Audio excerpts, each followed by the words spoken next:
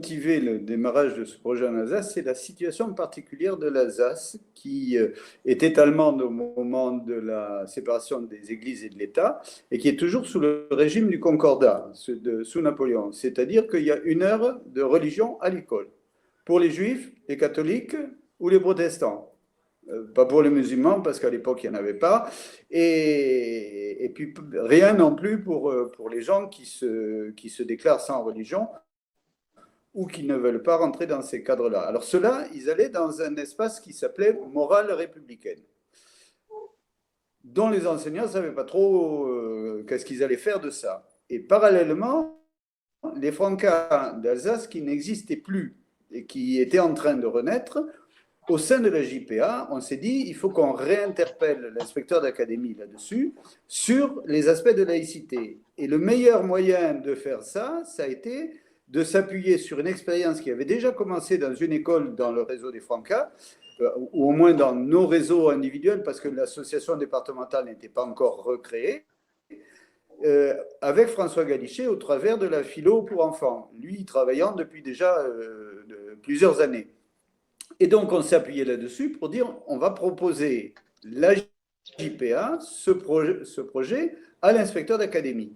Or, il se trouve qu'en même temps, l'inspecteur d'académie, lui, il avait bien vu que dans les temps de morale républicaine, les enseignants ne savaient pas trop quoi faire, et il dit je vais demander à des inspecteurs de produire une circulaire sur ce qu'on peut faire dans ces temps-là. Et on a réussi à se mettre d'accord avec l'inspecteur d'académie pour que ce travail de réflexion, il ne se fasse pas chacun de son côté, mais ensemble. Donc, il y a eu un groupe de travail avec des IEN, les représentants de la JPA, en l'occurrence, c'était le représentant de la Ligue de l'enseignement et moi au niveau des Francas, et François Galichet, qui a porté la caution universitaire sur cette réflexion-là, pour créer cet élément-là.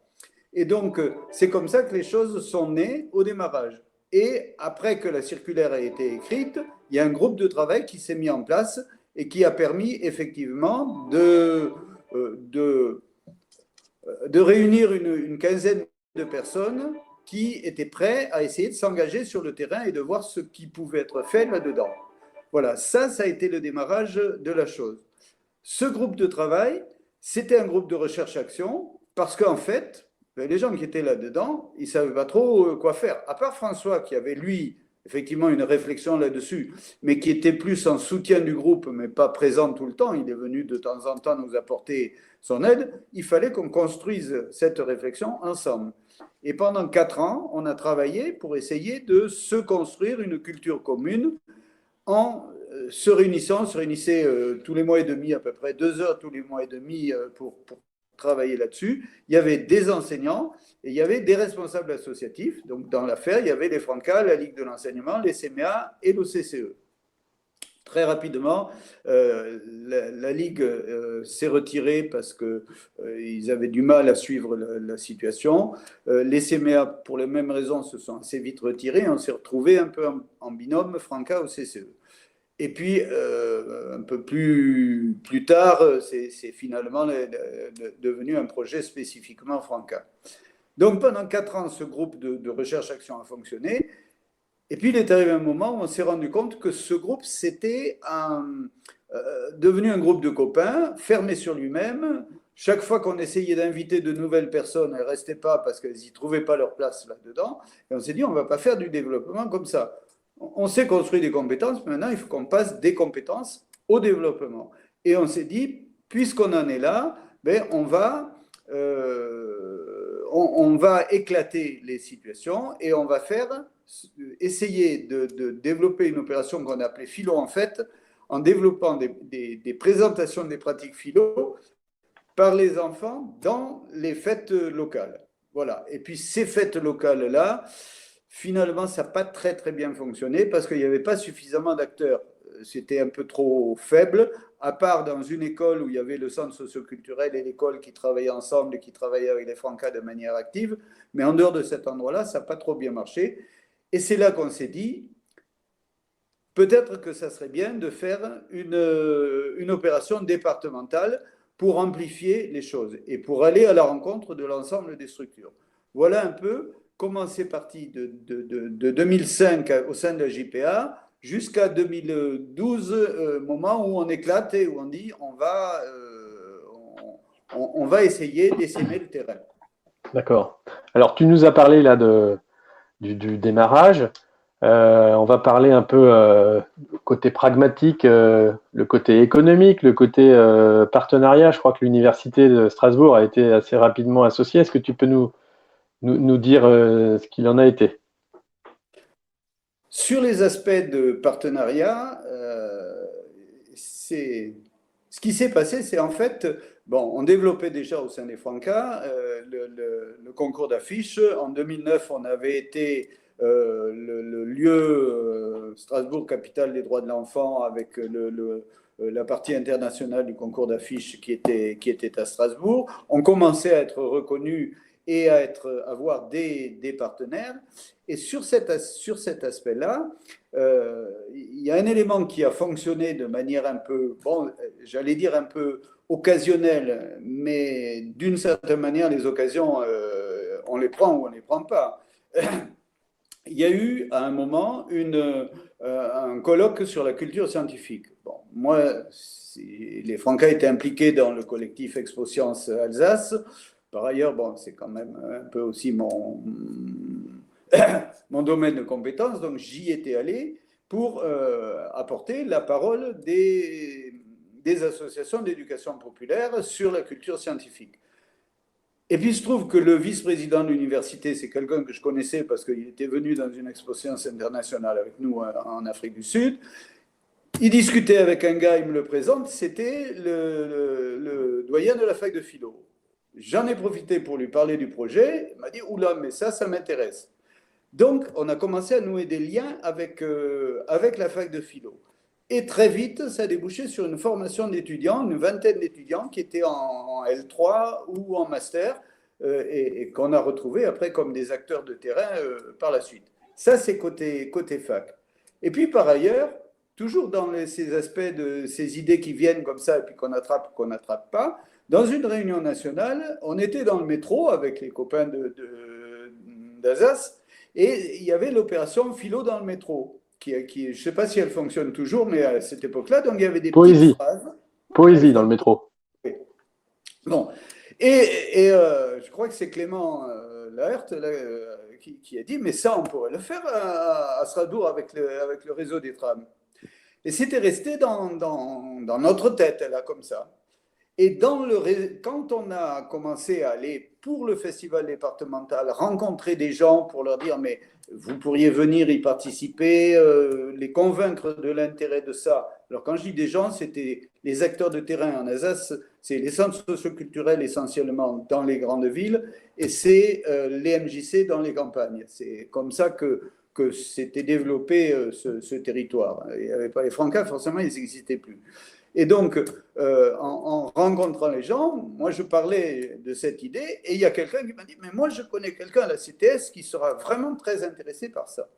Cette personne-là, on l'a rencontrée, on l'a invité au premier festival départemental, on l'a mis en situation de vivre une discussion à visée philosophique, on l'a mis en situation après d'être un peu promoteur de ça auprès de sa hiérarchie. Et ça a débouché sur le financement parce que pour la CTS, les problèmes des jeunes dans les bus ou dans les trams, c'était qu'ils arrivent à comprendre un peu pourquoi ils agissaient comme ça. Et c'est pour ça que, bon, alors, la CTS, l'université, en même temps, dans ce colloque, il y avait aussi la responsable de la vice-présidente du conseil régional chargée de l'action jeunesse.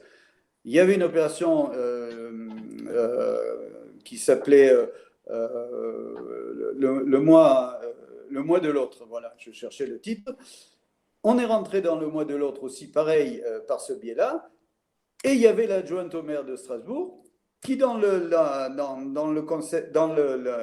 rencontre, le festival départemental, a aussi été impliqué, à travailler avec les mômes, à réfléchir sur ces choses-là. Derrière, PEL de Strasbourg, Franca Séméa, porteur du PEL de Strasbourg. Il y a eu les ateliers autour de l'école en même temps, quand il y a eu la réforme des rythmes scolaires, on s'est impliqué là-dedans. Tout ça a construit finalement des financements de la CTS, de la ville de Strasbourg, des financements après, dans les formations, on faisait financer les formations par uniformation auprès de nos partenaires. Et puis, et puis après, les autres partenaires qui ont apporté aussi quelques éléments. Et la fac, ce qu'a apporté la fac, parce que ça c'est aussi important, elle a apporté une caution d'abord de la qualité de ce qu'on faisait, et elle a apporté en même temps des étudiants qu'on a formés et qu'on continue à former, puisqu'il y a une convention maintenant qui continue à avoir lieu avec la fac, et des acteurs de terrain, donc du coup des gens qui sont mobilisables pour agir sur le terrain. Voilà. En termes de montant, ce qu'on peut dire, c'est que en 2014, là, 2014-2015, après cette opération-là, entre la CTS, les projets éducatifs locaux de la ville de Strasbourg et les formations, ça fait grosso modo 71 000 euros de rentrée financière pour l'association départementale. C'est pas une paille. Ok, merci. Et puis Manon, la directrice de l'association départementale, complétera tout à l'heure le développement après 2014. Alors je reviens à ton rôle de militant, cette fois au niveau de l'ensemble du réseau national. Décembre 2012, puisqu'on a recherché tout à l'heure dans nos archives, tu interpelles la Fédération nationale dans les couloirs d'un hôtel à Bagnolet lors de la conférence des présidents ou la conférence des associations départementales. Est-ce que tu peux nous dire euh, pourquoi et comment tu as fait ça, au-delà du fait que tu nous avais dit que ça prendrait 2-3 jours par an et que ça serait pas un investissement très lourd pour le niveau national? Alors, pourquoi d'abord? Le pourquoi, pour moi, il était évident. Moi, ça fait maintenant, là, en 2021, ça fera 60 ans que je suis militant au Franca. J'ai commencé mon militantisme jeune animateur en 1961. Tout au long de mon investissement militant au Franca, c'est toujours ces idées-là que j'ai développées. C'est les idées qui consistent à donner aux enfants et aux jeunes les compétences qui leur permettront de s'émanciper et de se libérer des dominations. Donc il me semblait que ce qu'on faisait en Alsace, et puis ça marchait bien, et je viens de raconter comment ça marchait bien, ce qu'on faisait en Alsace, je disais, mais pourquoi on ne pourrait pas le faire ailleurs, dans d'autres régions en France? Bon, donc ça, c'est le pourquoi. Après, le comment, il est lié aussi au fait que, bon, je viens de dire que moi, je suis militant depuis longtemps, je connais plein de gens au sein des Francas, et j'ai saisi le fait que ces gens, ils étaient regroupés pour la conférence des présidents. À l'époque, j'étais président de l'Union régionale. Pour interpeller des gens. Et alors, moi, j'ai interpellé deux sortes de personnes. J'ai d'abord interpellé des gens qui étaient dans la structure de la Fédération nationale, donc toi en l'occurrence, hein, en disant que de toute façon ça te prendra que 3 jours, donc tu pouvais le faire, ça ne posait pas vraiment de problème dans ton plan de charge. Ce qui devait plutôt être vrai au démarrage. Après, ça a pris un peu d'ampleur, d'accord, mais au démarrage, bon, ça, c'est là. Et j'ai aussi interpellé Josiane Ricard, qui était à l'époque présidente de la Fédération nationale, que par ailleurs je connaissais bien, pour aussi avoir l'aval des élus. Parce qu'un projet comme ça, il ne peut pas se développer s'il n'y a pas en même temps les élus et la structure qui soutiennent derrière. Alors, qui soutiennent oui, qui soutiennent ta présence, ça a quand même été quelque chose d'extrêmement important parce qu'il y avait quelqu'un là, en permanence à la Fédé, qui représentait ce projet. Après, le reste, c'était de l'action militante. Et donc, moi, j'ai profité du fait qu'il y avait des militants là pour aller choper les militants dans les couloirs et dire, mais ça, est-ce que ça t'intéresse? Et donc, c'est comme ça qu'on a réussi à réunir un premier groupe de militants qui étaient acteurs dans différentes régions, puisque l'idée, c'était de développer. Et heureusement, il y avait des gens qui avaient déjà commencé à faire des choses comme ça dans les régions. Et donc, qui étaient très réceptifs, très prêts à participer à cette réflexion nationale. Et donc, on s'est retrouvé avec le premier groupe technique national, c'est comme ça qu'on a décidé de l'appeler, qui a regroupé petite dizaine de personnes, 8, je pense, 8-10 personnes, je n'ai plus exactement le nombre en tête, et qui a fait que les gens se sont un peu emparés de ça. Mais la situation particulière, c'était que sur ce projet-là, on n'était pas vraiment des cadors. Hein. On avait besoin de continuer à travailler, à réfléchir, à la fois sur le fond et sur la forme. Et on s'était dit dès le départ y associer des gens, des universitaires qui ont travaillé là-dessus et qui sont dans notre réseau, ça pourrait être intéressant. Donc il y avait François Galichet, parce que là on avait déjà travaillé avec lui en Alsace, et il y avait Michel Tozzi qui avait travaillé avec les Francas de Languedoc-Roussillon et de l'Aude en particulier, puisqu'il habite dans l'Aude. Et donc on s'est dit, voilà 2 personnes à qui on pourra demander de l'aide. Et c'est derrière cette idée-là que, après, dans le travail du groupe technique, est née l'idée de mettre en place un comité scientifique qui accompagnerait tout le travail qu'on pourrait faire.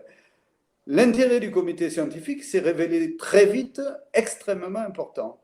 Parce que le premier élément, c'est que ça donnait une caution à ce qu'on faisait et que pratiquer des discussions à visée philosophique, c'est pas faire du blabla comme ça, il y a du fond derrière. Et deuxièmement, parce que ça nous a aussi ouvert d'autres portes. Et en particulier le fait qu'Edwige Chirouter, qui était une copine de Michel, enfin bon, dans le réseau de la philo pour enfants, il n'y a pas énormément d'universitaires, donc ils se connaissent tous, a accepté d'être membre parce qu'elle connaissait bien les Francas aussi dans le Maine-et-Loire, hein, où elle habite. Elle connaissait bien Gilles Piron aussi à l'époque, donc a accepté de faire partie du comité scientifique. Et comme elle a été porteuse de la chaire UNESCO, ça a fait rentrer les Francas comme fondateurs de la chaire UNESCO avec un certain nombre d'autres choses. Donc tu vois comment tout ça, finalement, l'idée c'est en fait, à un moment, moi j'ai l'impression que j'ai été un peu le creuset, là, où les idées elles tombent d'un peu partout, et puis moi je touillais ça pour que ça se mette en réseau. Et que cette idée de mettre des gens en réseau, là, si c'est appuyé sur des idées, parce que là, si ça marchait, c'est aussi parce que le fond, c'est quand même pas n'importe quoi. C'est-à-dire que c'est vraiment, pour moi, la volonté première des Francas quand on travaille là-dessus. Voilà. Bon, après, on peut y travailler via la discussion à visée philosophique, via les activités scientifiques, via la radio, via le centre air ou tout un tas de portes, mais c'est les mêmes choses qu'on travaille. Et Claude, et on pourrait en parler pendant des heures. Et on pourrait en parler pendant des heures, oui. Et voilà. Et donc, tu comprends mon petit signal subliminal, enfin, qu'il n'est pas vraiment